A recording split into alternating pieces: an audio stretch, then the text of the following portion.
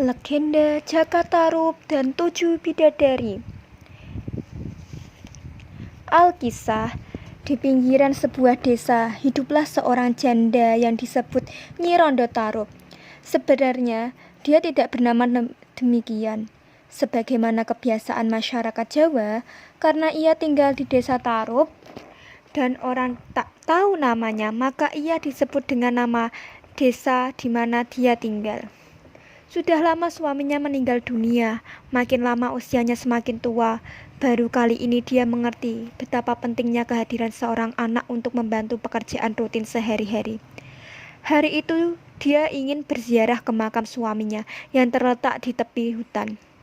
Ketika sampai di tempat suaminya dikuburkan, ia kaget setengah mati sebab di sana ada seorang lelaki sedang berdiri dengan menggendong bayi yang sedang menangis. Nyi Rondo Tarup, apakah benar kau menginginkan seorang anak? Tanya lelaki yang tak lain adalah Ki Ageng Gibrik itu. Kisanak, ini siapa? Tanya Nyi Rondo Tarup dengan heran. Aku adalah ayah dari anak ini, tapi aku tak bisa memeliharanya sekarang ini, karena aku masih harus berkelana ke seluruh tanah Jawa. Maukah kau membesarkan anak ini? Kisanak, tentu saja aku mau. Sudah lama aku mendambakan seorang anak. Kalau begitu, terimalah anak ini, anggap seperti anakmu sendiri. Terima kasih Tuhan, terima kasih. Engkau telah mengabulkan permintaanku untuk mempunyai seorang anak, kata janda itu dengan tergopoh-gopoh menerima bayi dan menggendongnya dengan penuh kasih sayang. Anak ini kuberi nama Kidang Talengkas, karena ibunya saat itu sedang bertapak ngijang, kata Ki Ageng Gribik. Ki Ageng Gribik kemudian memberikan 11 keris pusaka yang kelak di kemudian hari harus diserahkan kepada si jabang bayi jika sudah dewasa. Demikianlah bayi itu diasuh oleh Nyi Rondo Tarup. Bertahun-tahun kemudian, Kidang Talengkas telah menjadi besar. Karena ia tinggal di desa Tarup, maka ia disebut dan dipanggil pula dengan nama Jaka Tarup. Setelah meningkat dewasa, Jaka Tarup telah tumbuh menjadi seorang pemuda tampan. Ia gemar sekali berburu binatang dengan menggunakan sumpitan. Hari itu, seperti biasanya, pagi-pagi sekali Jaka Tarup sudah berjalan menyusuri hutan di mana dia sering berburu. Namun, sampai setengah harian, Jaka Tarup menjelajah hutan, tak seekor pun hewan buruan tampak. Ketika Jaka Tarup duduk melepaskan lelah, rasa kecewa telah membuatnya letih. Tiba-tiba terdengar suyup-sayup suara beberapa wanita. Dengan ragu-ragu, Jaka Tarup beranjak berdiri dan melangkah mencari arah datangnya suara itu. Dan akhirnya Jaka Tarup menjadi tertegun melihat apa yang ada di hadapannya. 4 orang gadis tengah mandi di sebuah telaga kecil yang terdapat di tengah hutan itu. Jaka Tarup keheranan melihat semua itu. Semua gadis-gadis itu cantik. Apakah peri penunggu hutan? Ataukah mereka bidadari yang turun dari kahyangan? Mungkin juga, pikir Jaka Tarup. Pemuda itu terus memperhatikan gadis-gadis yang tengah asyik mandi di air telaga. Tiba-tiba matanya melihat onggokan pakaian yang terletak di tepi telaga. Di dalam benaknya timbul keinginan nakal untuk menyembunyikan pakaian itu. Sebenarnya Jaka Tarup sendiri tak tahu punya maksud apa dirinya berbuat demikian. Pikiran nakal itu tiba-tiba saja muncul di otaknya. Dengan mengendap-endap, dia mengambil salah satu dari onggokan pakaian itu. Adik-adik, hari segera gelap. Mari kita kembali ke kahyangan, kata salah satu gadis itu yang tak sadar bahwa seperangkat pakaian mereka telah dicuri orang. Jaka Tarup yang mendengar ucapan mereka itu menjadi yakin dengan dugaannya bahwa mereka itu adalah para bidadari. Para bidadari itu segera berpakaian dan bersiap-siap akan kembali ke kahyangan. Tapi salah seorang di antara yang merasa kehilangan pakaiannya menjadi panik. Hilang? Bagaimana mungkin? Ayo kita cari, kata bidadari yang lain dengan segera ketika bidadari itu ikut mencarikan pakaian yang hilang itu. Sementara Jaka Tarub memperhatikan kebingungan keempat putri cantik itu dari balik semak-semak. Hingga akhirnya, oh, hari sudah demikian sore, kita tak dapat lagi tinggal lebih lama lagi di Manyapada. Kita harus cepat-cepat kembali, kata salah satu bidadari itu. Tapi, bagaimana dengan diriku? Tanya Nawang Wulan, bidadari yang telah kehilangan pakaiannya. Kami tak dapat berbuat apapun, adik. Kau terpaksa kami tinggalkan. Tubuh ketiga bidadari itu melambung ke angkasa meninggalkan seorang temannya yang meratap kebingungan. Jerit dan rintihan Nawang Wulan tak dihiraukan oleh ketiga temannya yang terus melayang ke angkasa hingga lenyap di balik awan. Nawang Wulan hanya bisa menangis menyesali nasibnya. Ia tetap berendam di dalam air telaga. Tidak mungkin ia keluar dari air telaga dalam keadaan telanjang. Maka di dalam hatinya ia berujar, siapa yang bisa menolong memberikan pakaian, maka orang itu akan dijadikan suaminya. Beberapa saat kemudian muncullah Jaka Tarub mendekati Nawang Wulan yang sedang menangis. Nisana, apa sebenarnya yang telah terjadi? Mengapa kau menangis di dalam air telaga? Betapa terkejutnya Nawang Wulan melihat kehadiran Jaka Tarub. Aku tidak bisa keluar dari dalam air ini karena pakaianku hilang. Oh, sungguh malang nasibmu. Aku bermaksud menolongmu. Kalau kau mau menerimanya, kata Jaka Tarub, rasanya memang tak ada jalan lain bagi Nawang Wulan selain menerima uluran tangan pemuda itu. Nih, untuk sementara pakailah jariku. Ini untuk menutup tubuhmu, kata Jaka Tarub sambil mengulurkan tangannya memberikan kain jari. Dewi Nawang Wulan cepat menyambar kain itu dan segera dikenakan untuk menutup tubuhnya. Terima kasih Kisana. Namaku Nawang Wulan. Siapakah namamu? Gadis itu berkata dengan pandangan penuh terima kasih kepada Jaka Tarub. Orang memanggilku Jaka Tarub, kata pemuda itu dengan gugup. Dalam jarak dekat ternyata Dewi Nawang Wulan semakin cantik. Sungguh pantas gadis ini menjadi bidadari. Hai adik Nawang Wulan, di manakah rumahmu? Dewi Nawang Wulan kemudian dengan jujur menceritakan apa sebenarnya yang telah terjadi, bahwa dia sebenarnya adalah seorang bidadari dari kayangan. Dan aku telah berujar, siapa yang bisa menolongku memberi pakaian, maka dia akan kujadikan suamiku, kata Dewi Nawang Wulan dengan wajah tertunduk. Kalau begitu, kau harus pulang ke rumahku. Ibuku pasti senang melihat calon menantunya demikian cantik, kata Jaka Tarub dengan wajah berseri-seri. Maka akhirnya Dewi Nawang Wulan mengikuti Jaka Tarub untuk tinggal di rumah Nyi Janda Tarub. Hari-hari berlalu. Jaka Tarub pada akhirnya memperisti Dewi Nawang Wulan. Namun kebahagiaan mereka sedikit terganggu karena tidak lama setelah mereka menikah, Nyi Rondo Tarub meninggal dunia. Beberapa tahun kemudian, Dewi Nawang Wulan melahirkan seorang bayi perempuan yang diberi nama Nawangsih. Jaka Tarub dan Dewi Nawang Wulan hidup dengan bahagia. Terlebih lagi ada satu keajaiban. Padi di lumbung mereka sepertinya tidak pernah habis. Padahal sudah sedemikian sering Dewi Nawang Wulan menanak nasi untuk keluarganya. Tetapi pada suatu hari terjadi peristiwa yang merupakan sebuah permulaan malapetaka. Kakang Jaka, aku sedang menanak nasi. Tolong kau jaga. Nawangsih buang air. Aku akan membersihkannya ke sungai. Dan jangan kau buka tutup kukusan itu, pesan Nawang Wulan kepada suaminya. Wanita keturunan bidadari itu kemudian melangkah menuju sungai. Di tepian sungai, Dewi Nawang Wulan merenung. Ternyata begitu repotnya hidup di bumi sesama manusia. Ia harus bekerja keras sepanjang hari. Tidak seperti di kayangan, semua keperluan sudah tersedia dengan sendirinya. Sepeninggal istrinya, Jaka Tarub sedikit terheran dengan pesan itu. Rasanya herannya menjadi rasa ingin tahu. Perlahan-lahan dibukanya tutup kukusan itu. Alangkah terkejutnya Jaka Tarub ketika mengetahui isi dalam kukusan itu. Ternyata hanya setangkai padi. Bagian dalam kukusan itu hanya kelihatan aneh. Pantas saja padi di lumbung tak pernah habis. Ternyata yang di tanah hanya setangkai padi, gumam Jaka Tarub. Jaka Tarub terus diliputi rasa keheranan. Selama ini padi di lumbungnya memang seperti tak pernah berkurang. Mungkin itu sebuah ilmu yang dibawa istrinya dari Kahyangan. Menanak setangkai padi cukup dimakan untuk satu keluarga, pikir Jaka Tarub. Puas memandangi isi kukusan itu, Jaka Tarub kemudian menutupnya kembali. Ia mencoba mengembalikannya seperti semula, tapi selalu gagal. Ia tak bisa menutupnya seperti keadaan semula. Akhirnya ia tutup kukusan itu dengan sembarangan saja.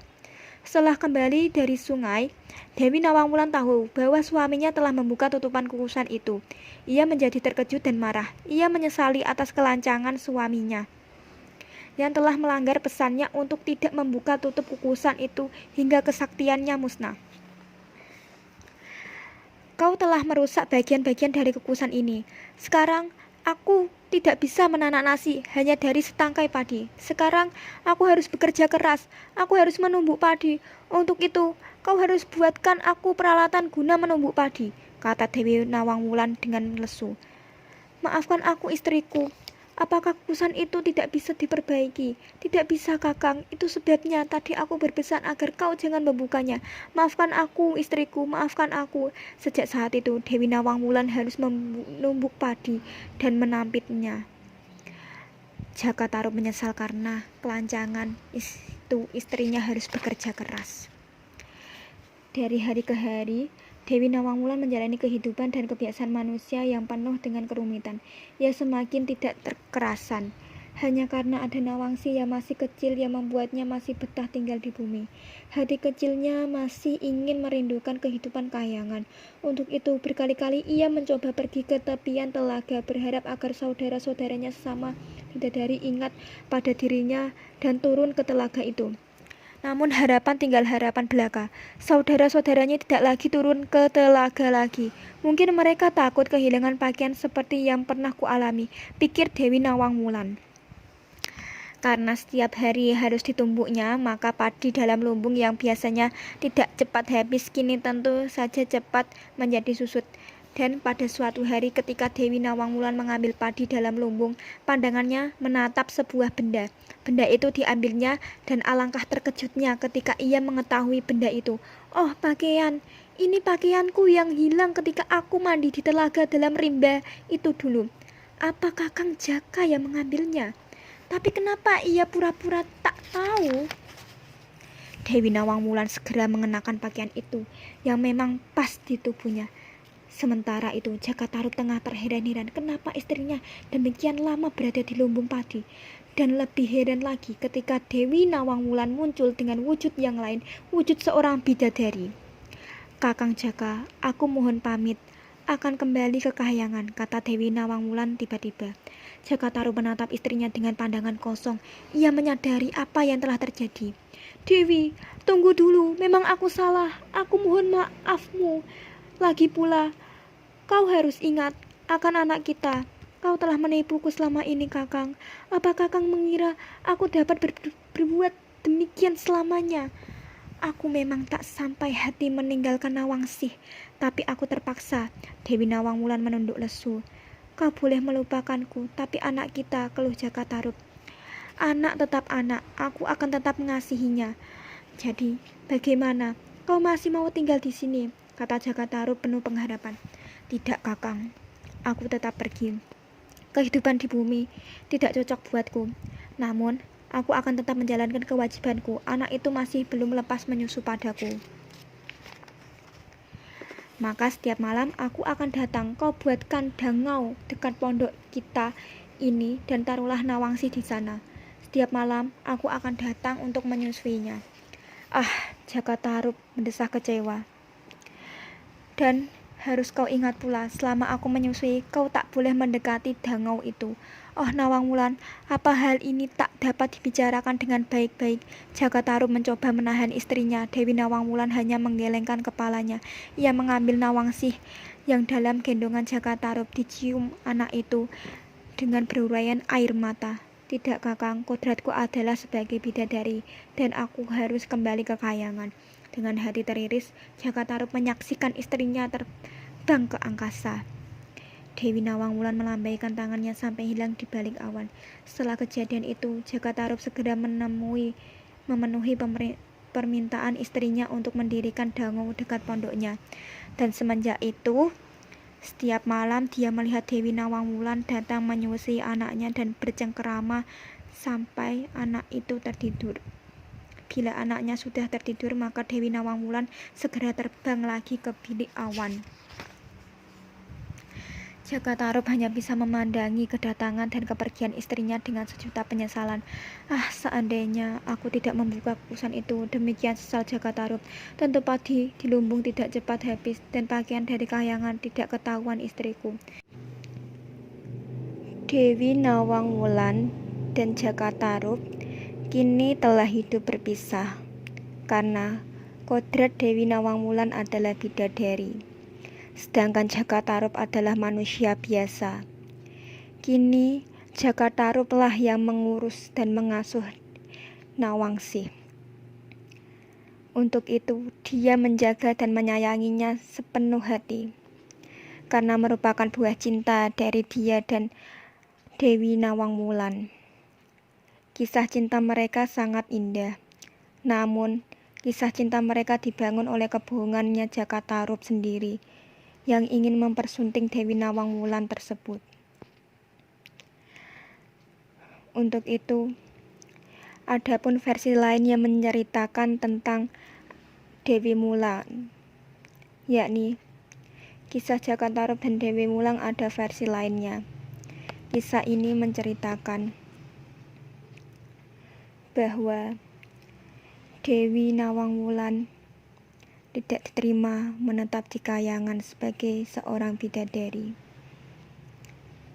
dikarenakan dia sudah menikah dengan seorang manusia dan melahirkan bayi manusia. Maka itu ia sudah tidak dianggap sebagai seorang bidadari lagi. Dia kemudian diusir dari kahyangan dan kembali ke bumi. Dia kemudian disuruh pergi dan supaya menempati lautan sebelah selatan tanah Jawa. Konon di sebelah selatan Laut Jawa merupakan laut dari selatan Jawa tersebut. Di sana telah dijelma atau telah ditempati oleh Nawang Wulan yang dulunya sang bidadari. Dan konon Nawang Wulan telah menjelma menjadi Nyai Roro Kidul, penghuni sekaligus penguasa Laut Selatan. Sampai saat ini, kesaktian Nyai Roro Kidul sebagai ratu penguasa lautan selatan masih dipercayai orang-orang sekitar, karena kekuatannya yang begitu besar sehingga dia mampu menguasai seluruh lautan di Laut Selatan.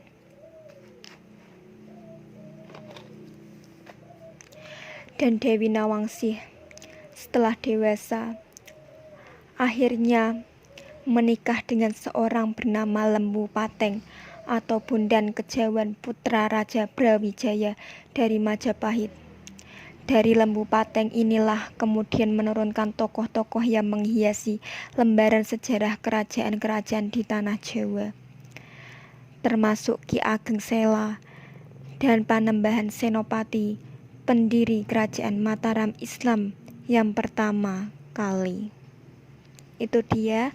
Adapun versi lain yang menceritakan tentang kisah Dewi Nawang Wulan dan Jaka Tarub. Tapi demikianlah dongeng ini. Jaka Tarub pada awalnya memang telah berbuat nakal dengan mencuri dan menyembunyikan pakaian Dewi Nawang Wulan. Ia telah memaksa seorang bidadari menjadi istrinya. Dewi Nawang Wulan memang bisa disuntingnya, tapi kodratnya bidadari memang tidak sejajar dengan manusia. Dan Dewi Nawang Wulan tidak tahan hidup di bumi dengan segala kesusahan dan kesengsaraan.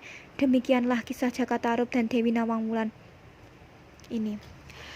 Terima kasih telah mendengarkan dongeng Jaka Tarub dan 7 Bidadari ini. Cerita ini diceritakan kembali oleh saya, Bella Nuryulita, mahasiswa Universitas Muria Kudus, Prodi Pendidikan Bahasa dan Sastra Indonesia kelas A semester 1.